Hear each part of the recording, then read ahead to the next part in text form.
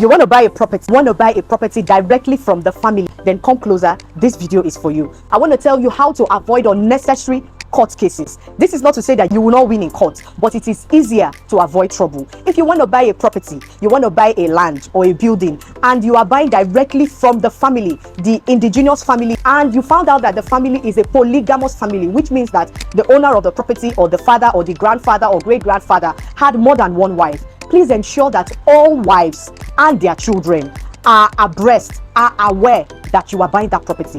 In fact, make sure that the representatives from the first wife, the second wife, from the third wife, all append their signature on your deed of assignment before you make payment. This is so that you do not pay twice for a property. We have a case now where our client bought a property and he has successfully paid twice for this property before the third wife's children rose up claiming that they equally have a legitimate claim over the property, just as those of the second wife and that of the first wife, even though under Yoruba customary law that's not the position, but ultimately that is their claim, and they are so confident about the claim that we have a full-fledged court case as we speak where they are defending their position, claiming that they are entitled equally to the purchase price over the property that was paid to their other family members. If those family members would not give them their share of the money, then they are ready to stand on the ground that the sale is void, and therefore our clients cannot take possession of the place. This is what we are dragging for in court. So if you find out that it is a polygamous family,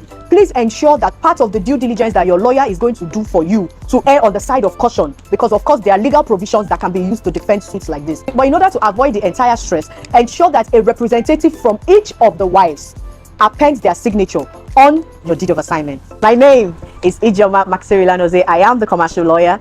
I hope you found this helpful, as we've posted several other videos like this on this page. Please take your time to watch and enjoy. As always, I'll see you in the next one. Cheers.